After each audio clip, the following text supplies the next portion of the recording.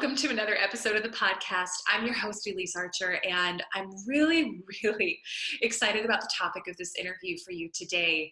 And I want to just tee it up by asking how many times you have doubted yourself and questioned your intuition or questioned whether you're going in the right direction as you work to build your business, your brand, get new clients. I know personally, just reflecting back on my own journey and 5 years now of entrepreneurship and then years before that in corporate, there have been so many times when I have felt called to do something new, do something bigger, or leave something that on the surface was working really well. And I've questioned my intuition there, and I've questioned why, and I've doubted myself, and I've second guessed myself. And every single time without fail, it has backfired on me. And so I was so interested when I found out about the work of Sunil Godse, who runs Intuitionology.com, because he's actually studied the science of intuition and how we can use intuition as a strategic advantage in business and in life. And so I wanted to bring Sunil on the show today because I know for any of you who are working to, grow your business, grow your brand, step up, play a bigger game, having the self-doubts about whether you're doing the right thing, it goes along with the territory, right? It's part of it. I know it because I live it. I know you live it. We all have those questions come up and we doubt, are we going on the right path or not? And, if we don't know how to tap into what the right answer is for us, we end up joining business partnerships that don't make sense. We end up spending a lot of money on things we don't need to. We end up wasting time going down the wrong direction. And I'm a big believer that the faster you can get your most brilliant work and most brilliant self out into the world, the faster the results that you're looking for are going to come. And so my guest today, Sunil Godse, is basically I would say he's brilliant in studying and communicating how we can use our intuition and how we can tap into it in the business world. And so a little bit of background on Sunil, just so you can know who you're going to be hearing from. He is someone who has grown a number of startups to a combined $20 million. So he's not only someone who's tapped into the emotional side of how do we build relationships and trust ourselves, but he also has some incredible business results from a revenue standpoint. He's a multiple author. He's a speaker. He basically speaks on how do we build trusted relationships with others, avoid failure, and get on a path to incredible success in your personal and professional life. He is someone who I have so much respect for with what he's built and how he really seeks to help people like you make better decisions in life in order to accomplish your goals. And so he's going to tell us exactly why we ignore our intuition, how to figure out what your intuitive signals are, how to leverage intuition in business, and how to play a bigger game. So I am just really excited to introduce you to Sunil and his work. And so with that said, let's jump in and listen to the interview. Sunil, welcome to the Instant Impact Podcast. I am so excited for this conversation with you. Thank you for inviting me. I'm really looking forward to this interview and talking about intuition and how it pertains to your crowd and people in business, both in business and starting businesses. Absolutely. Well, and as I was telling you in the pre-chat, part of why I'm so excited for this conversation is that with the clients that I work with, and even for myself, as I've worked on growing my visibility and my brand, I know so often, even if we're feeling really called to do something big in the world, there's the self-doubts that creep up and we second guess ourselves and we wonder, should I really be doing this? Is this actually for me? Am I out of my mind with this? And so I'm super fascinated by the research that you've done into intuition and how we can use it in our businesses to make better business decisions. And also, I just think for many of my listeners who are working on businesses that not only make great money, but also make a great impact in the world, how we can do that. So let's kick off with, for listeners who aren't familiar yet with you and your work, tell us a little bit about what Intuitionology is all about and why you got super passionate about this topic.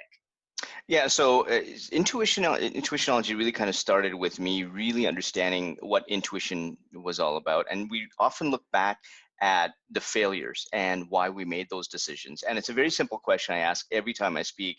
How many of you in the crowd have looked back at a bad decision that you've made, yet you absolutely knew what the right decision was? And that's the moment that you ignored your intuition. And so when I started reflecting back, the I think the one decision that was the most devastating to me was when I had a good friend reach out to me to try and get some advice because there was someone that was stalking her. And I had nothing pressing that afternoon, yet, and this voice was telling me, meet with her that afternoon. And for some reason, I said, let's meet a couple of days later. And she did show up a couple of days later, but it wasn't to meet me. She was in the newspapers because the very next day, that same guy shot and killed her. Mm. And I could have stopped that. And when I started reflecting more on some of the other decisions that I've made from a professional perspective, I took a career in engineering to satisfy societal needs as a South Asian firstborn son. You're a doctor, lawyer, engineer. I spent 3 years in a career that I really didn't enjoy, and yet on the side, I was earning 5 times more running a restaurant part time. So that entrepreneurship was really a seed that started when I was 5 years old, raising $200 for video games that my dad said they were too expensive. So I knew that there was this voice that was telling me what to do, and I ignored it. And then consequently, again, with the management's consulting contract, I lost my savings because I went down on a contract with terms kept changing. My intuition saying, don't take it. And I took it. I came back to Canada with 25 cents in my bank account. So it's really tying a thread between all these things. Why did I ignore that intuition, that voice, that feeling that was telling me what the right decision was? And then when I started researching, I spent over 10,000 hours researching this and finding that it is subconscious, it is instant in nature. There are parts of the brains where intuition is thought to have resided. And I've got MRI scans in my book, Gut, which was very important for skeptics to think about. Well, it could be woo woo. I'm not sure if it exists. And I'm not here to define, how people think about what intuition is. I'm here to show that it exists. And then I interviewed over 1,000 people. And what Intuitionology was is taking that research and the interviewees and combining that into a set of online courses where people can learn about how their intuition behaves so that they tap into what I call intuitive signals. And these signals are very unique for each and every single person. So because I get a gut feeling in a certain situation doesn't necessarily mean that you will in that same situation. And it's being in touch with those signals that start out very subtle in nature, but as you make bad decisions, those signals get louder. And if you start ignoring them more and more, now you're in a situation that could be irreversible, and in some cases you hit rock bottom.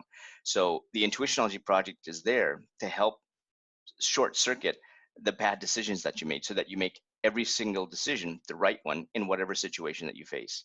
Oh my gosh, I love this. So I've got to ask the $1,000,000 question, which is why do we ignore our intuition? Well, a lot of there's a lot of misconception. Like there's a lot of this, there's omens, there's woo woo comes from something very spiritual. And there's a subset of people that come from that. And that's great. If that's what that you understand, that's great. But a lot of us don't pick up on those signals, and they're subtle. So sometimes Oprah calls it a whisper. Many others call it, they have an omen. Others, I have one gentleman he's a serial entrepreneur, and his left earlobe gets hot. And I remember when I was interviewing him, he said, yeah, Sunil, I don't get these signals. I'm not sure. And as he's recounting these stories of entrepreneurial ventures that he failed in, he kept grabbing his left earlobe. And about half an hour into the interview, he said, Sunil, I got it. I now know when I ignore my intuition, my left earlobe gets hot. I have another fellow who's running Indochino. It's one of the largest, fastest growing men's retailer in Canada right now on custom suits. And Drew Green sees omens. He can't, there's no color, there's no shape, but he knows that if something's going well, he sees this omen, this kind of sees in quotes. And so he'll continue with that business deal, for example, or hiring. But if it's a bad situation, that omen pops up, he'll discontinue what's going on from a business perspective. And so he was able to grow not only just Indochino, before that he grew one of the largest online Canadian retailers from zero to basically hero with shop.ca. So these are the stories that I'm getting about how picking up on those intuitive signals that are unique to you is very important, because if you're using somebody else's signals, it could be too late, or you're just on the wrong signals. And so it's really educating yourself based on your own experiences and who you've met and what you've been through. those signals are unique, and that's what I'm trying to teach people. Gosh, it's so fascinating to me. And it's hard, right? Because what I'm hearing from you is there's no one clear cut path where if this happens, then that's it, where you really have to be in tune with for yourself, what does that look like? Right. But it's so fascinating to me how it sounds like we really have all the guidance inside of us to be able to make the right decisions. But one of the things that I've noticed, and I'm curious your perspective on this, is and I think maybe this is a reason why people want to ignore their intuition, is that often our intuition will guide us to do something that we don't actually really want to do. Like I think about the two times when I've made a split or a leap from a company that I had a lot of love for and was, affiliated with, but I was just not feeling like it was the right fit anymore. I ignored my intuition for so long on it because in my head I was so caught up on, well, this doesn't really make sense, and financially it doesn't make sense. And so is there like a conflict of the intuition versus the ego that sometimes keeps us suppressing those intuitive cues, or is that, I'm just curious your perspective on that. Yeah, so there's a number of the perspectives there. So the one is there's this balance. So intuition really thrives when there's a balance between emotions and the rationality. And so your emotions, in your case, for example, your emotions may say, you know what, this isn't really working for me. I'm not feeling it, and your intuition is saying, then move on. But the rational side of you is saying, what about the finances? Change is not good. And with an organization that has a great brand. And so you're rationalizing yourself out from listening to the emotional intuitiveness, so to speak. And so when your rationality is up there, then what you're doing is you're psyching yourself out for making the right decision. Conversely, the other way is true as well. Rationally, you know that you want to make a move, for example, but emotionally you're connected to people at work, what happens about this relationship, and typically with the emotions, it's relationships, and then you psych yourself out from making that rational decision. So a lot of times to have that balance, you need to take a step back and really talk to yourself and put yourself in what I call intuitive mediums. And for some people, it's hiking, it's swimming, sometimes it's in the shower, talking about the close circle of friends that you have that truly care for you and move you forward, because they're the ones that will give you the right information, not just what you want to hear. And then there's other things called intuitive hurdles, which is the ego and being too rational and being too emotional. So there's part of that. And so those hurdles are the ones that stop you from making those decisions. And a lot of times we don't know about these hurdles, or we don't know when they come up. And so again, my courses get into that, where you actually identify what those hurdles are. And based on what those hurdles are, then you can identify, oh, okay, I know my intuition is coming up. These hurdles are trying to suppress that, and you get a rise of emotion, and you can feel that. And when you feel that in that split second, that's when you know when to trust your intuition. And I've got a number of examples of this when I've got my interviewees pre and post interview, sorry. And so when I've had the interviewee come in and we talk about intuition, and in particular, there's one, Tatiana, who has a fashion wear in Toronto. Right after our interview, there was a business deal, and she was looking at partnering up this one person who promised her a lot of fame in terms of brand recognition, etc. And she got that angst, that something is not right with this guy. He's saying all the right things, but there's my intuition saying not to go with him. And thank goodness she didn't, because he ended up leaving a number of people high and dry in another city down the States. She would have plunked a lot of her savings into him, and that was it for her fashion. She was done. She was done until she could bring all that money back up again. Wow. And it was just that sense. It was just that small sense. And she was trying to rationalize it. But after our interview, she knew that, okay, there's these markers that Sunil talked about that are preventing me from making that split second decision that I should make. And that's essentially what my courses do for people. So yeah, it's so valuable. So for someone who's listening and they're not clear yet what their signals are, like whether it's the left earlobe or the tingling or whatever it is, how do we start to figure out what they are? The easiest way is to go back to as many instances as you can where you did ignore your intuition. And if you can, a lot of times we're not trained to remove the emotion out of any kind of past experience. And many of us, that's actually curtails our growth. So, and this is where you need sort of personal coaching, and imagine that's something that you do as well, is get that emotion out of the blockage so that they can move their businesses forward. But to go back and to revisit those instances, and what were you feeling at the time? What were these intuitive signals, if you can? And the more that you go back, and it's a long drawn process, it's not going to happen overnight, but the more that you can remember that, the more that you can uncover these signals that are important to you. And the signals are also different in different situations. So I, for example, may have the hairs on the back of my neck stand up when there's a business decision that's not going right, versus I've got this flow, or I've got this almost this white vacuumed room when I know that there's a strategy I'm thinking that is going to work for the long term. So it's really looking at not only the signals, but the signals for what context. And that's where, writing these down, having a journal, some kind of worksheet really, really helps, because those are the same signals that are going to come back up again and again. And pay particular attention to not just the loud signals, but try and go back to some of the subtle ones, right? What was that first decision? And each and every single interviewee that I've had was able to go back and notice that first signal and talk about it. So these are over 1,000 people who are able to do this exercise. And so that's what I do with worksheets. Wow. Well, and here, so you've got me thinking about it in a different way too, because I haven't thought about the fact that it's probably a repeatable, it's like a recognizable process for each individual. I hadn't thought about the fact that you can learn what your own body signals are, and that they'll probably be the same every time to direct you either towards something or away from something. And I'm even just thinking back for myself, like trying to identify this, and hopefully it's helpful to people as they kind of hear the thought process too. But I remember last year when I was faced with this choice of staying at a company where I was, as a partner in this international 8-figure coaching organization, or leaving. And there had just been some changes within the company where, like, in my gut, I knew it was time to leave, but I didn't do it. And I wrestled with it for a month until finally my whole body broke out in a rash. And so I think, kind of like you're talking about, the signals are quiet and then they kind of build up. I think for myself, I'm realizing if I don't pay attention, it manifests in some sort of a skin disorder or disease or something not healthy there. But just even being able to identify the signals before it gets that far obviously is valuable, and that's the goal.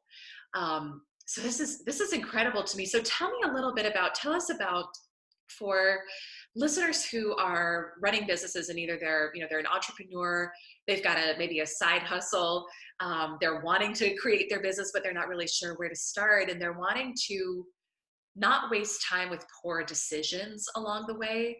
What are some of the ways in which we can start to really tap into our intuition to make better business decisions? Like, anything tactical that you have is super helpful for the audience. Yeah, so a lot of it really kind of starts, like we can even start with just the idea being, how unique is it? Are you just copycatting something else? Some people just want to, and what's the reason for getting into business? I've had a friend who wanted to get into business because he didn't want to work for someone. That's not a great reason for getting into business, right? So you really want to be clear as to why you want to get into business. And when you're going through that thought process, again, when you're trusting your intuition, what does that feel like? Do the dots connect? Are you talking to the right people? When you're describing your product or service, are people nodding their head, and are you getting the right signals? Because the other thing that intuition picks up on is body signals, tone, the changes in your mood for others. And so as you're talking, do other people get it? And do they get it enough that they're going to pay you for it? So these are things early on that you can look at to make sure that you're not just ramming an idea down and going down the rabbit hole when other people are asking questions that you either want to avoid or you don't have answers to. And certainly I've seen that with some of the entrepreneurs that I've interviewed as well, and they go down a rabbit hole, spending lots of money doing things that they shouldn't. And so it's really paying attention to those. Where's the flow? And I'll talk about flow a lot because for me, that's what it is. So I'm going to use myself. For others, and I can't put words in their mouth, or I say intuitive feelings in their mouth. But for me, it's really paying attention to the flow, the dots connecting when I'm thinking about all these different things with business, even who you hire, the partner you're with. Are you seeing differences in the actions versus the words? And this is where partners go wrong, and they let it go. because they've already started. It's always that sunk cost syndrome, right? I've already sunk some money in it, I've sunk some time in it, yet my intuition is saying to back out. And that's where your emotions are getting involved. So there's a number of things where you're paying attention to the intuitive signals, making that they make sense, and that you're also paying attention to not rationalizing yourself out or being too emotional when you get out. And this is where going back to those decisions, feeling you going through those, reliving those moments, are the patterns that you'll recognize moving forward when it comes to whatever business decision that you make, whether it's in leadership, HR, sales, or even marketing. Mm. You said something interesting there about this concept of flow, and I want to go back to that because I think that's a term that's used a lot when we talk about how we show up at work, how our days run. And I think for a lot of people who have experienced flow, it's the most fun way to work. It feels joyful, things feel easier. And what I'm wondering is, in your opinion, if something is not in flow, or if we're here, let me think about the best way to phrase this, because sometimes we just have to work really hard at what we're doing, right? And so what I'm wondering is, in flow, does it mean that we're not feeling like we're working hard, like things are kind of coming seamlessly? Or are you saying more, if you're having to ram something and just doors aren't opening for you and you're having to like really push, is that a sign that we're not going in the right direction? Or is it just, no, you just have to work hard sometimes and that's okay, as long as energetically you still feel like you're in flow with your overall purpose? Does that question make sense? Yeah, it absolutely does. And it's kind of the way I look at it. It's almost like driving, right? So if I'm making intuitive decisions in a row from a very sort of tactical everyday perspective, then there's that flow of energy for me that's really positive. And when I start meeting these hurdles, I'm thinking about even something operationally or strategically, that there's some hurdles, then I need to define what those hurdles are. So does that hurdle mean that I've got to talk to one of my mentors? Does that hurdle mean I need to think a little bit more and connect the dots as to, okay, if this is a strategy, how do I manage that so that I'm still on brand? I'm still doing the things, I'm still managing my time, very much the stuff that you help entrepreneurs with. And so if I can't find answers to those questions and those hurdles still exist, then I've got to pivot. Mm. And so this is where, and maybe it's a hit to the cash flow. The cash is not coming fast enough. Well, are you doing everything from the marketing perspective that other mentors are telling you? So you have to be careful not to forsake. It's not a black and white. You got to make sure that you're making the right decisions, maximizing your time, and then defining what those hurdles are, and making sure that you're doing everything to overcome those hurdles as much as you can. If those hurdles are still there, then there's a sign that maybe you need to back off and move in a different direction. Super helpful. Super helpful. Because I think sometimes we can just get caught up in our own heads, especially for people, and I'll kind of raise my hand as one of them, who like to identify as, being relatively in touch with their intuition, being spiritually guided. And then sometimes these hurdles come up and you're like, well, does this mean I'm not supposed to do it? Does it mean that I'm on the wrong path? Or is it just part of my growth process? And so there can be questions. So I think that's really helpful, the way that you would tell people to approach it. So a couple final questions for you, and then I want you to tell people where they can connect with you, because it's so helpful for anyone growing a business. um, I would love to hear your words of wisdom for someone who deep down is feeling called to step up onto a bigger stage, let's say metaphorically. And maybe it literally is they're wanting to grow a speaking career, maybe it's they're wanting to launch a podcast, maybe they're just wanting to be more visible within their company. But self-doubt starts to show up about, who am I to have this message? Who am I to be visible in this way? I don't have anything different or unique to say. And so they're kind of holding themselves back, maybe playing small and staying small. What words of wisdom would you have to offer them? So the best way I could give you is an example of a friend of mine, John Rothschild. And John Rothschild retired as vice chairman of Cara Foods Limited. And he did an interview on intuition for me because he's a friend of mine. He says, Sunil, I know nothing about intuition. I don't get the woo-woos. I don't get the omens, but I'll do the hour interview with you because, you're my friend. And so it's very clear when we started the interview that he thought that the intuitive signals were omens and things like that. He didn't understand that the intuition is based on patterns and past experience. And this is somebody who came from an investment banking world. So every decision was spreadsheets. And he came to a point that and you can tell during the hour-long interview, he's getting it. he's starting to understand that that intuition actually does drive some decisions, because we talked about signals, and he's telling me stories. He's reliving stories of when those signals had come in, and now he's starting to use the intuition language. And we ended up the interview with saying, well, what was the one crazy decision that you made that people thought you were just nuts making? And he said, well, I have that, and he was saying, I'm an investment banking making a few $1,000,000 a year, high-end restaurants, limousines, private jets, and he wanted to run this one tiny bankrupt restaurant. And before the interview, he didn't understand that it was an intuitive signal that got him to do that. But 50 minutes, 60 minutes into our interview, he now knew it was an intuitive thought that drove him to do that. And of course, everybody's thinking is great. Like, why would you make $1,000,000 a year? You want to run a bankrupt restaurant? What's wrong with you? Like, even his wife was thinking there's something wrong with you upstairs. But he did it because of that intuitive signal, and he felt the flow. He felt that this is exactly what I wanted to do. I want to be a coach.